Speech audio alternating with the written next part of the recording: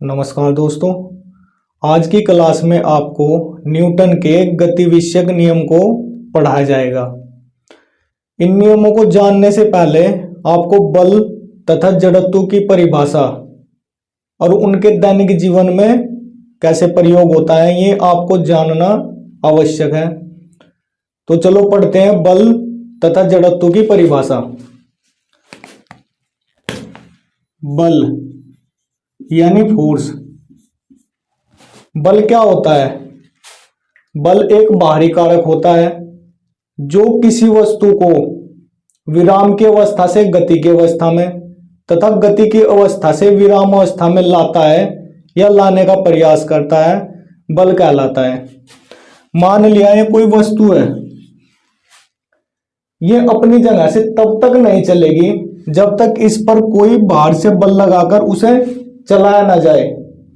यदि ये चल पड़ती है तो इसे रोकने के लिए तब भी बल लगाया जाएगा, यानी कि गति की अवस्था से विराम अवस्था में लाने के लिए भी बल लगाना पड़ता है और विराम अवस्था से गति की अवस्था में लाने के लिए भी बल लगाना पड़ता है।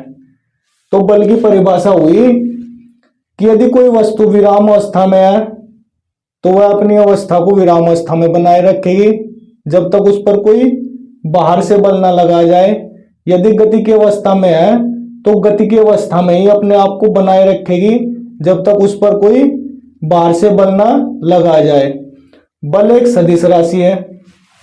बल एक सदिश राशि है। इसका एमकेएस पद्धति या एसआई पद्धति में मात्रक न्यूटन होता है तथा सीजीएस पद्धति में इसका मात्रक डाइन होता है। न्यूटन तथा डाइन में एक रिलेशन होता है कि 1 न्यूटन बराबर 10 की पावर 5 डाइन। दोस्तों पिछली वीडियो में हमने आपको 1 डाइन बराबर 10 की पावर 5 न्यूटन बता दिया था, जो कि गलत है। अतः आप इसमें सुधार कर लीजिए कि 1 न्यूटन बराबर 10 की पावर 5 डाइन होता है। इसका अन्य मात्रक एमकेएस पद्धति में किलोग्राम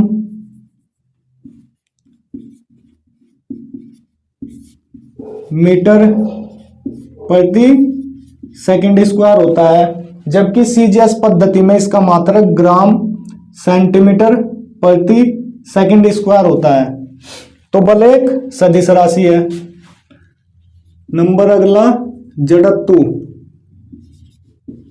यानी इनर्शिया।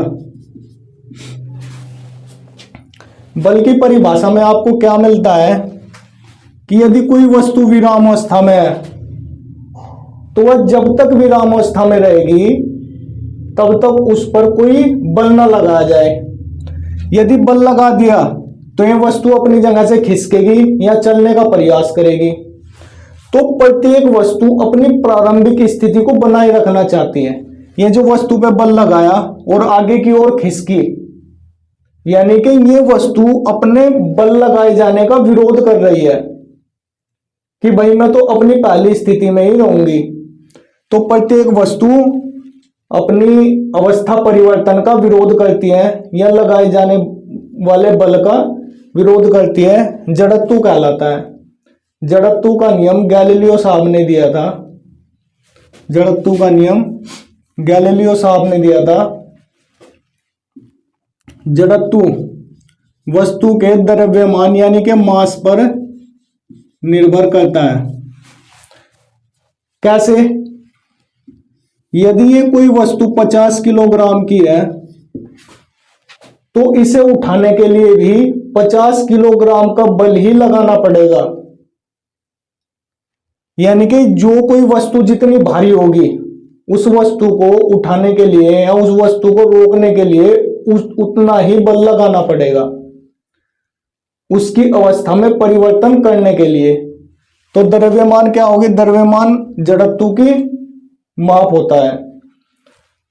तो वस्तु का जड़त्व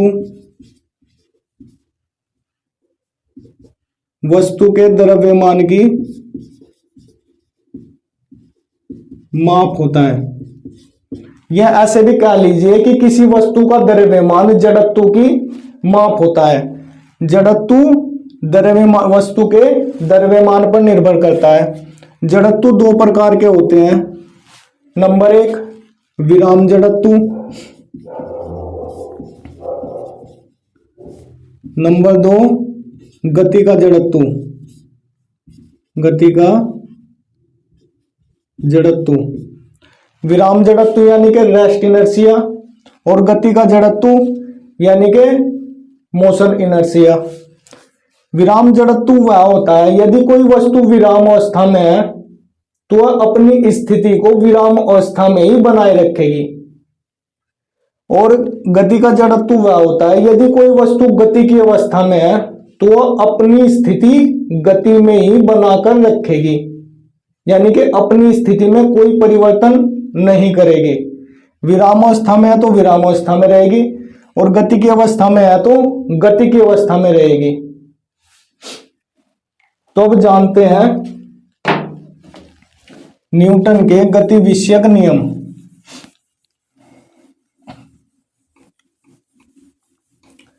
न्यूटन के गति नियमों का दैनिक जीवन में बहुत असर देखने को मिलता है। दैनिक जीवन में कैसे मिलता है इनका उपयोग देखने को, और जानते हैं। इससे पहले थोड़ा न्यूटन के गति विषयक नियम के बारे में। न्यूटन के गति विषयक नियम एक दिशीय होते हैं, एक दिशीय गति पर आधारित होते हैं, यानी कि एक ही दिशा में होते हैं। अगर कोई बस या गाड़ी जा रही है तो वो एक ही दिशा में जा रही है। एक दिशीय यानी कि वन डायमेंशनल मोशन पर आधारित है। यह सवाल सिविल सर्विसेज में पूछा गया है कि न्यूटन के नियम निम्नलिखित में से किस पर बेस्ड है, किस पर आधारित है। तो एक दिशीय गति या एक विमीय गति, वन डायमेंशनल मोशन पर आधारित है। न्यूटन की एक किताब प्रिंसिपिया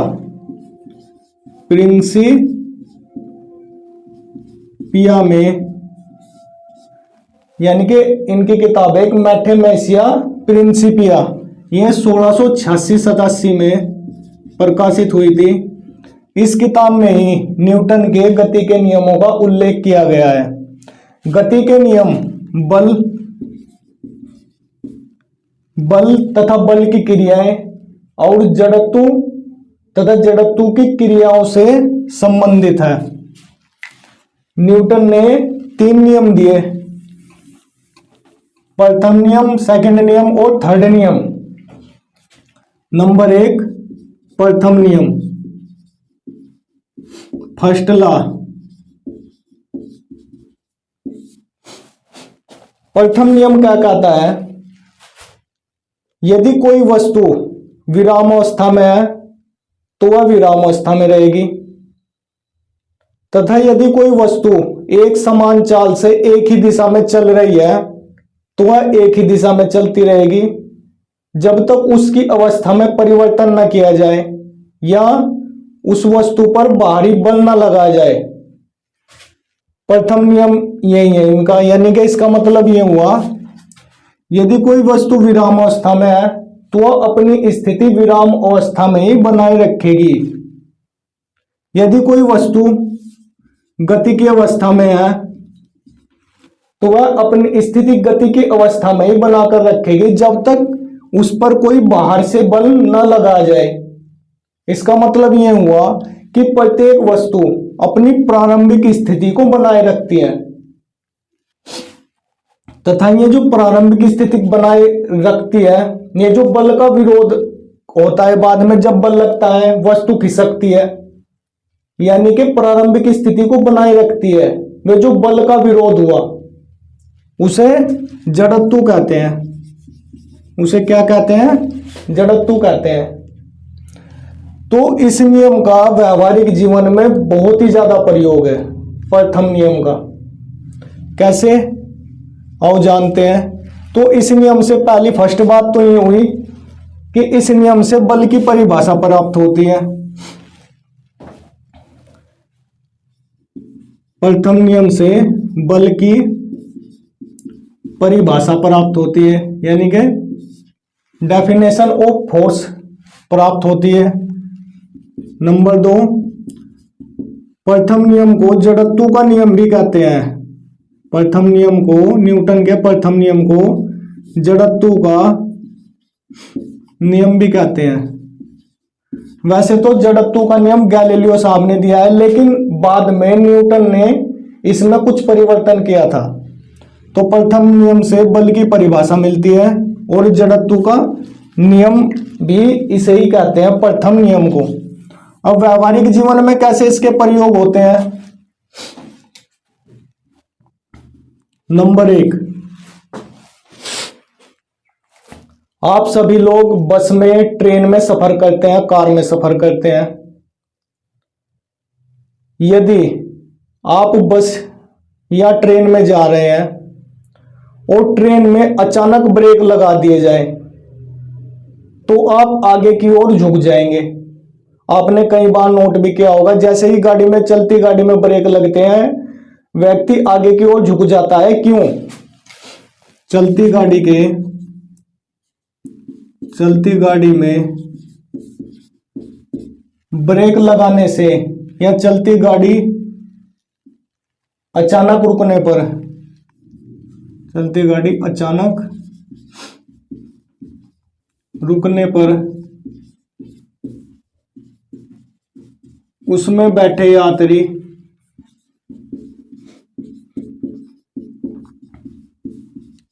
आगे की ओर झुक जाते हैं, आगे की ओर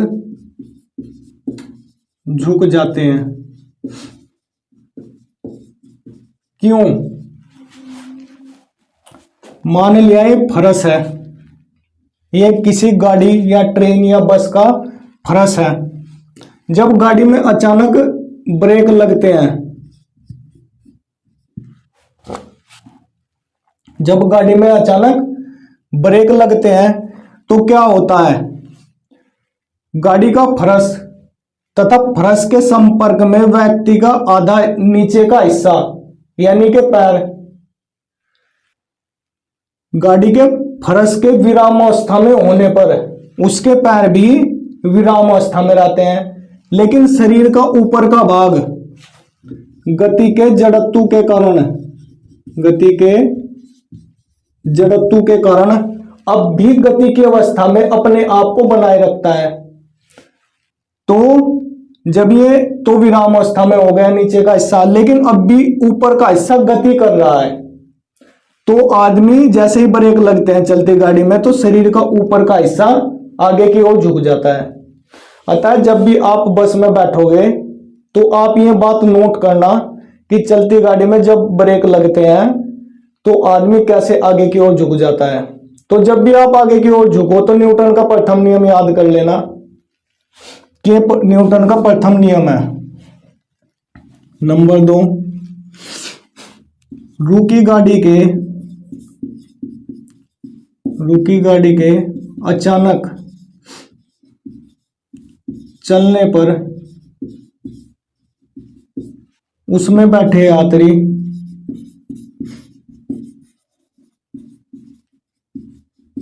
पीछे की ओर झुक जाते हैं, पीछे की ओर झुक जाते हैं, झुक जाते हैं। क्यों झुक जाते हैं? मान लिया है बस का या ट्रेन का या कार का फर्श है,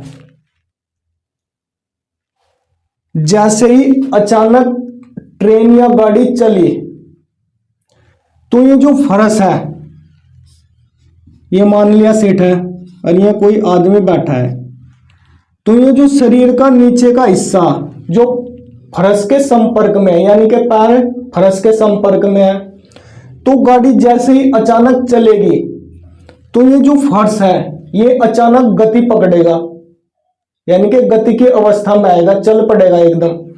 तो तो ये जो फर्श गति की अवस्था में आने पर शरीर का नीचे का हिस्सा भी गति की अवस्था में आ जाएगा।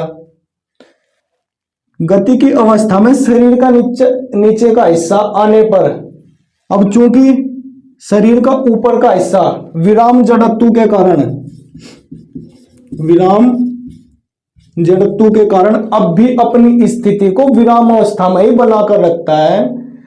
फलस्वरूप गाड़ी के अचानक चलने पर व्यक्ति पीछे की ओर झुक पड़ता है। तो जब भी आप इस प्रकार की कंडीशन देखें तो एकदम याद कर लेना कि न्यूटन का प्रथम नियम है।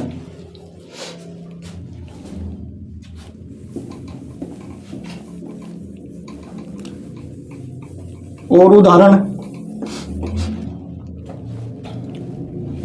नंबर 3, चलती गाड़ी की दिशा में जब कोई गाड़ी चलती है या कोई बस चलती है या कोई ट्रेन चलती है तो उसी की दिशा में अगर कोई यात्री उतरना चाहता है चलती बस से तो उसे उसी की दिशा में थोड़ा भागना पड़ता है या थोड़ा दौड़ना पड़ता है ताकि वह अपनी स्थिति को बनाए रखे।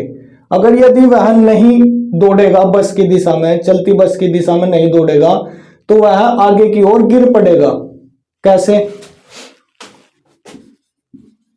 चलती गाड़ी से उतरते समय गाड़ी की दिशा में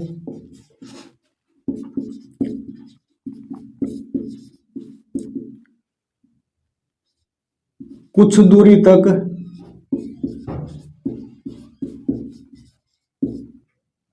दौड़ना पड़ता है।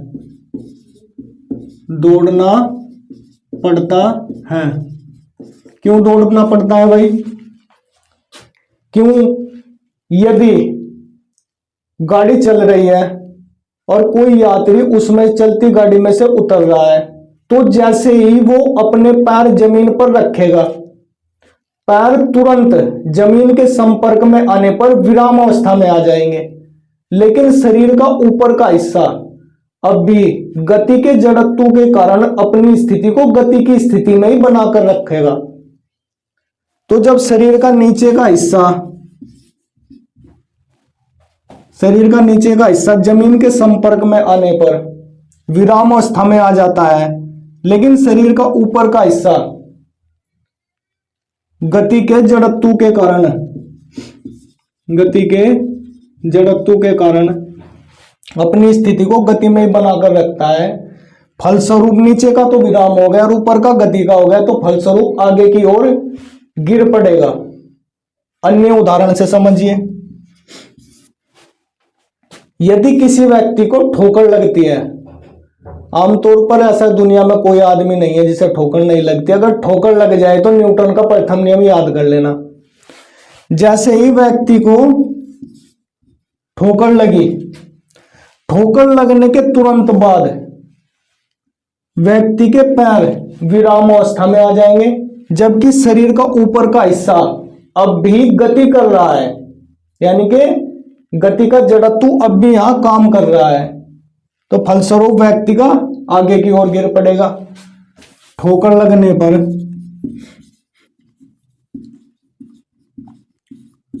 लगने पर व्यक्ति का आगे की ओर गिरना। अगर अब भी समझ में नहीं आया तो अगला उदाहरण देखिए।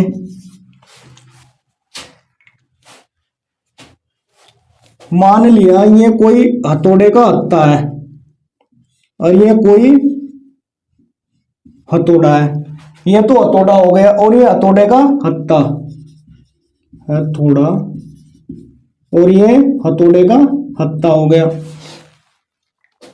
इस हथौड़े के हत्थे को कसने के लिए, हथौड़े को हत्थे में कसने के लिए हथौड़े के हत्थे को जमीन पर मारना पड़ता है। क्यों? क्योंकि जैसे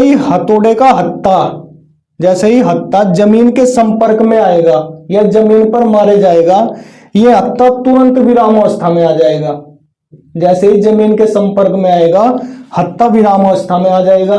लेकिन गति के जड़त्व के कारण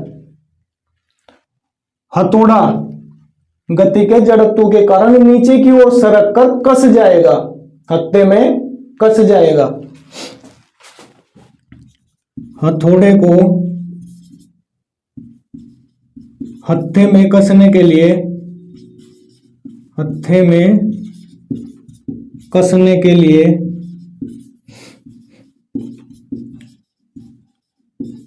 जमीन पर मारना पड़ता है।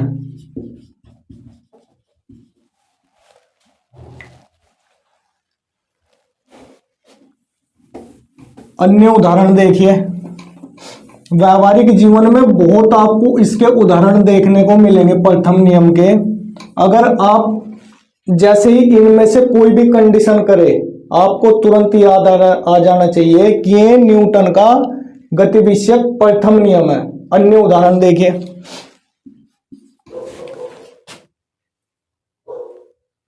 किसी पेड़ की डाली या टहनी हिलाने पर उसका फूल तथा फल का नीचे गिरना।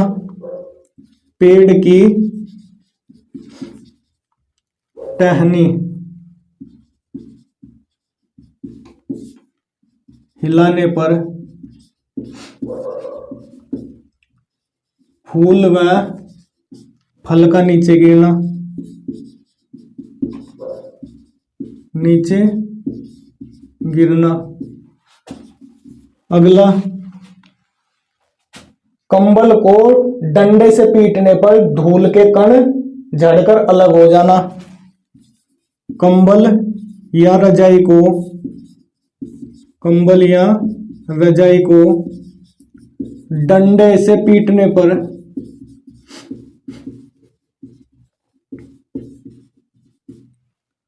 धूल के कण छटकर अलग हो जाना।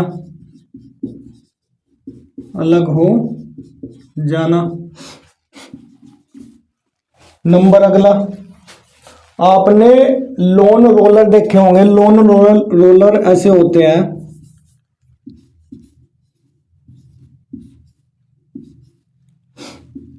इनका प्रयोग आमतौर पर वहां किया जाता है जहां बड़े बड़े मैदान यानी कि फील्ड होते हैं, जैसे क्रिकेट का मैदान। वहां पर छोटी छोटी घास को उगाया जाता है और उस घास को दबाने के लिए भारी भरकम लोन रोलर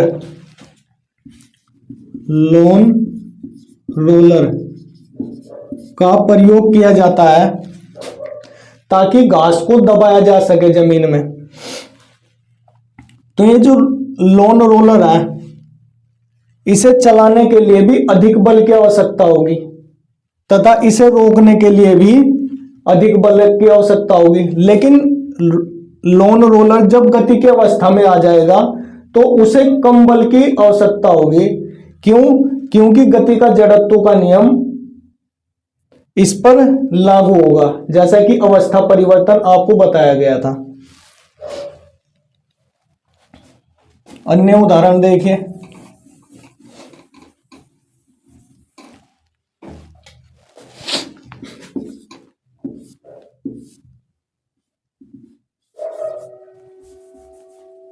मान लिया ये कोई गिलास है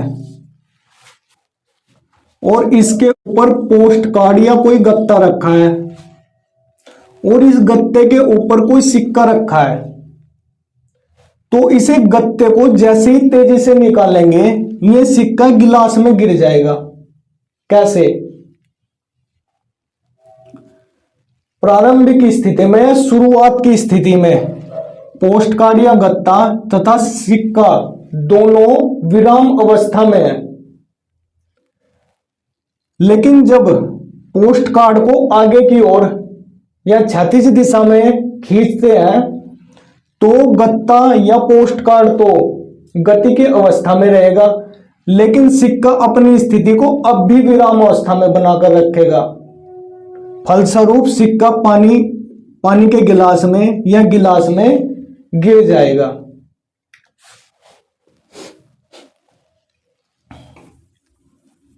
और उदाहरण, हवाई जहाज के उड़ते समय व्यक्ति का पीछे की ओर झुक जाना तथा हवाई जहाज के नीचे की ओर उतरते वक्त व्यक्ति का आगे की ओर झुक जाना प्रथम नियम के उदाहरण है।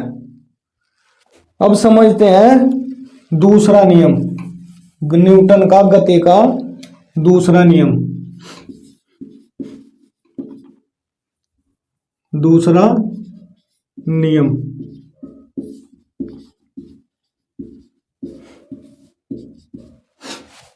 दूसरा नियम क्या कहता है?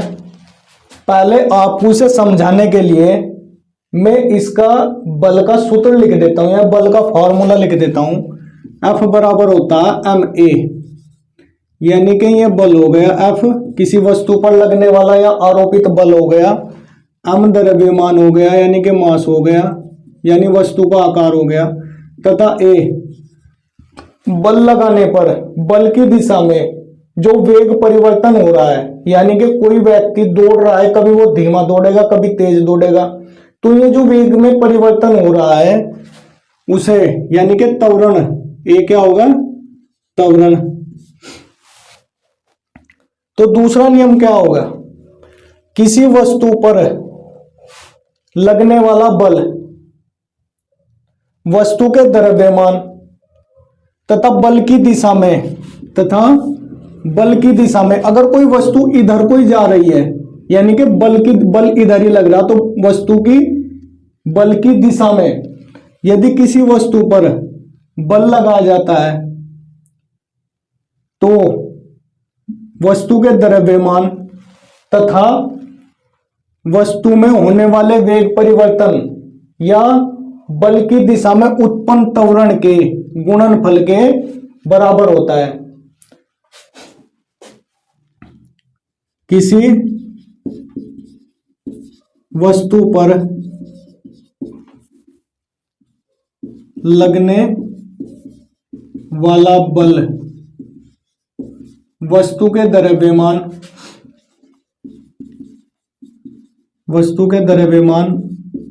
तथा बल की दिशा में उत्पन्न त्वरण के गुणनफल के बराबर होता है। यह न्यूटन का गति विषयक दूसरा नियम है, यानी कि उत्पन्न बल, लगने वाला बल F वस्तु के द्रव्यमान m तथा त्वरण a के गुणनफल के बराबर होता है। अब नंबर 1 कंडीशन, यदि बल यानी F 0 हो जाए तो क्या होगा? वस्तु का द्रव्यमान कभी भी शून्य नहीं हो सकता, यानी कि m कभी भी शून्य नहीं हो सकता। क्यों? क्योंकि दुनिया में या ब्रह्मांड में कोई भी वस्तु हो किसी न किसी प्रकार का कोई ना कोई आकार रखती है, तो वस्तु का द्रव्यमान तो 0 नहीं हो सकता। तो क्या होगा? F बराबर 0 रखने पर यानी कि वस्तु पर कोई बल कार्य नहीं करेगा। जब बल ही 0 हो जाएगा तो सब कुछ 0 हो जाएगा, यानी वस्तु पर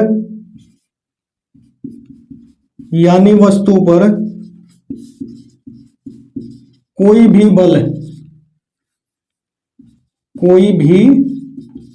बल कार्य नहीं करेगा।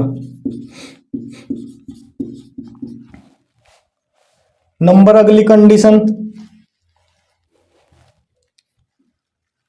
नहीं करेगा। अगली कंडीशन, यदि त्वरण शून्य हो जाए, यदि त्वरण यानी कि a बराबर 0 हो जाए, m तो कभी शून्य नहीं होगा, तो a के शून्य होने पर बल भी शून्य हो जाएगा। लेकिन अब की बार बल पहले शून्य नहीं हो रहा बल्कि त्वरण शून्य हो रहा। तो इसका मतलब ये हुआ कि यदि कोई वस्तु विराम अवस्था में है, रुकी हुई है, तो वह रुकी हुई ही रहेगी। यदि कोई वस्तु एक समान चाल से या एक समान वेग से चल रही है, तो वह एक समान वेग से ही चलती रहेगी। तो यानी इसका मतलब यह हुआ कि यदि कोई वस्तु विराम अवस्था में है, विराम अवस्था में है, तो वह विराम अवस्था में ही रहेगी।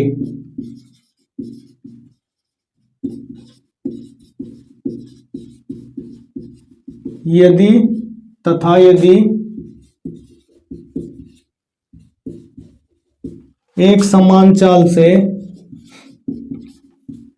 या एक समान वेग से चल रही है, तो वह उसी चाल से या उसी वेग से चलती रहेगी। इसका मतलब क्या हुआ? यानी कि त्वरण शून्य होने पर क्या होगा? मान लिया कोई वस्तु विराम अवस्था में है, तो वह विराम अवस्था में रहेगी, और यदि वह गति की अवस्था में है, तो वह गति की अवस्था में ही रहेगी, फिर वह रुकेगी नहीं। यदि रुक रही तो रुकी रहेगी, और चलती हुई है तो चलती ही रहेगी। ROARO यूपी ROARO 2016 में आया हुआ सवाल है। अगर कोई ROARO की तैयारी कर रहा है और उसने ये 2016 का एग्जाम दिया है, तो वो इस क्वेश्चन को देखकर एकदम समझ जाएगा।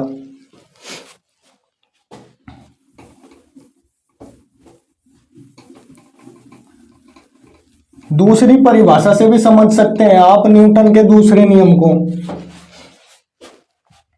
किसी वस्तु में संवेग परिवर्तन की दर उस वस्तु के या उस वस्तु पर लगने वाले बल के समानुपाती होती है। किसी वस्तु की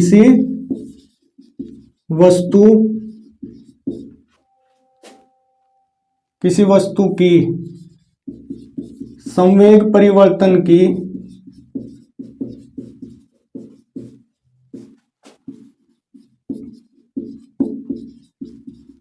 वस्तु पर लगने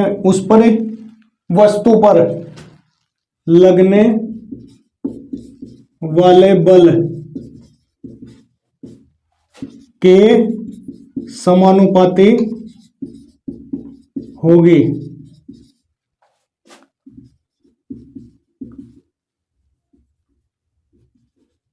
जबकि वस्तु की दिशा या संवेग परिवर्तन की दिशा बल की दिशा में ही होनी चाहिए। यानी कि कोई वस्तु इधर को चल रही है तो वह इधर को ही चलनी चाहिए। तो संवेग परिवर्तन की दर बल की दिशा में होनी चाहिए, यह कंडीशन रखता है। संवेग क्या होता है? मोमेंटम क्या होता है? किसी वस्तु का संवेग द्रव्यमान तथा वेग के गुणनफल को संवेग कहते हैं। किसी वस्तु के द्रव्यमान तथा वेग के गुणनफल को संवेग कहते हैं। इसे P से प्रदर्शित करते हैं। संवेग एक सदिश राशि है। इसका मात्रक क्या होता है? किलोग्राम मीटर प्रति सेकंड होता है इसका मात्रक। एक छोटी सी डेफिनेशन और, आवेग यानी ये इंपल्स, आवेग यानी कि इंपल्स, आवेग इंपल्स। किसी वस्तु का आवेग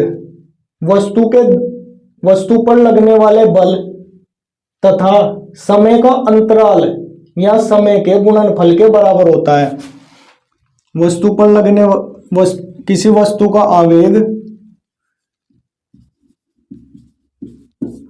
वस्तु पर लगने वाले बल तथा समय अंतराल या समय का अंतराल के गुणनफल के बराबर होता है। आवेग की दो कंडीशन होती है। न्यूटन के दूसरे नियम से संवेग तथा आवेग के उदाहरण मिलते हैं। यानी कि इसके जो जैसे फर्स्ट नियम के उदाहरण हो गए, इसके उदाहरण दूसरे नियम के उदाहरण आवेग तथा संवेग पर ही आधारित है। कैसे जानते हैं? आवेग की दो कंडीशन होती है। नंबर एक, यदि बड़ा बल हो तथा समयांतराल छोटा हो। अभी समझेंगे आप। यदि किसी वस्तु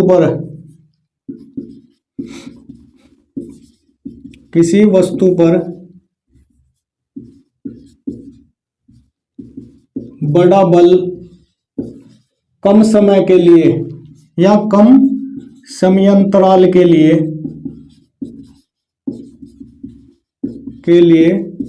लगाया जाता है। यदि कोई बड़ा बल, यानी कि बल तो बड़ा है और कम समय के लिए लगाया जाता है। अब इसके उदाहरण देखिए इस कंडीशन के। क्रिकेट के मैदान में जब बैट्समैन अपने बल्ले से यानी कि बैट्स से बल लगाता है तो गेंद बहुत दूर जाकर पड़ती है।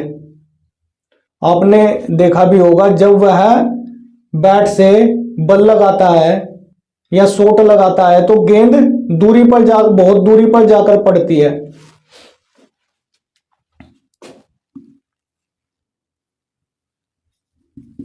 बैट्समैन द्वारा गेंद पर लगाया गया बल।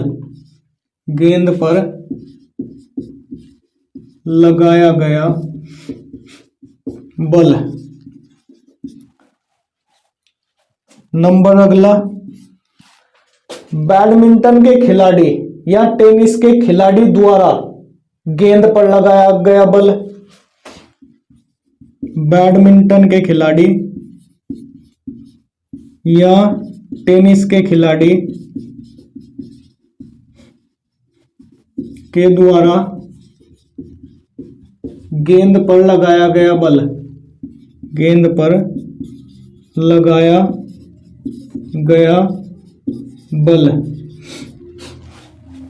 अगला, आपने देखा भी होगा, जब किसी कील को दीवार में गाड़ते हैं तो कील को दीवार में अंदर तक गाड़ने के लिए भारी हथौड़े की आवश्यकता पड़ती है या भारी हथौड़े से कील पर मारना पड़ता है ताकि कील को दीवार में अंदर तक ठोका जा सके। दीवार में कील को अंदर तक गाड़ने के लिए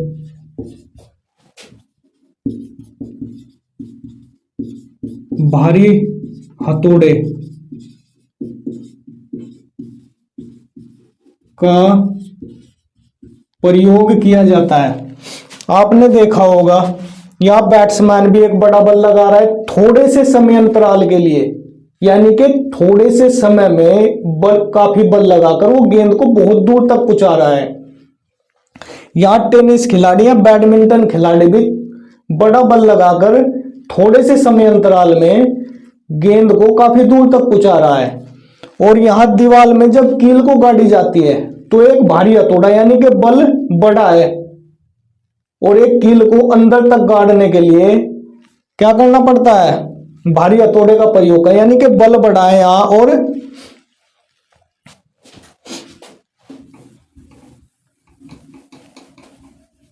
अब देखिए अन्य उदाहरण।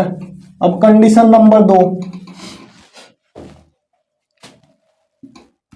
नंबर 2,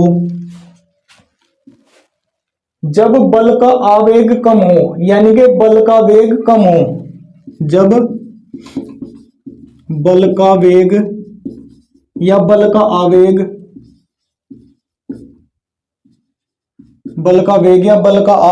कम हो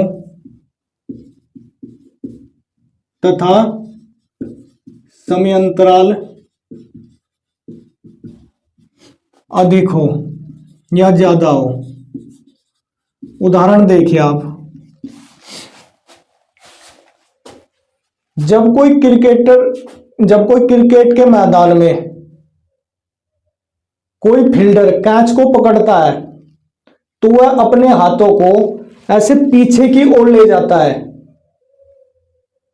इसका कारण यह होता है क्योंकि यदि गेंद तेजी से आ रही है और वो हाथ के संपर्क में आई तो जैसे ही अगर वो अपने हाथ को ऐसे ही विरामावस्था में या एक जगह स्थिर रखता है तो उसके हाथ में चोट लगेगी। क्यों? क्योंकि गेंद का वेग ज्यादा है। यदि अगर वो अपने हाथों को पीछे की ओर यानी कि ज्यादा समय लेता है तो उसका आवेग कम हो जाता है। यही कारण है कि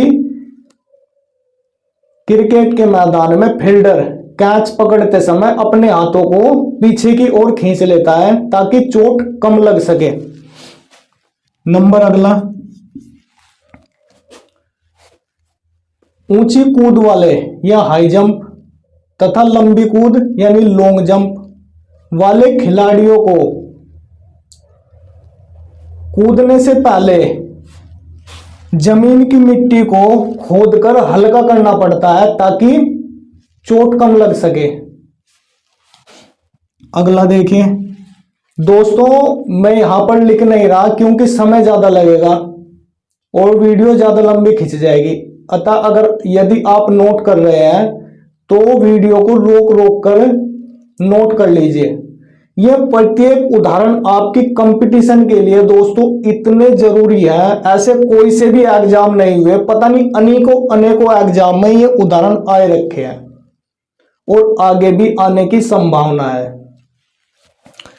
अगला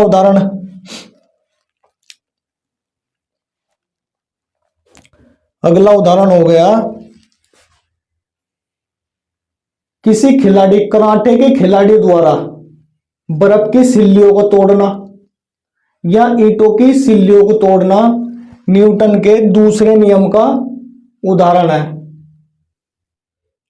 न्यूटन के दूसरे नियम के अन्य उदाहरण हो गए जैसे गाड़ियों में स्प्रिंग तथा शॉक एब्जॉर्बर लगाए जाते हैं ताकि गाड़ी में झटका कम लग सके।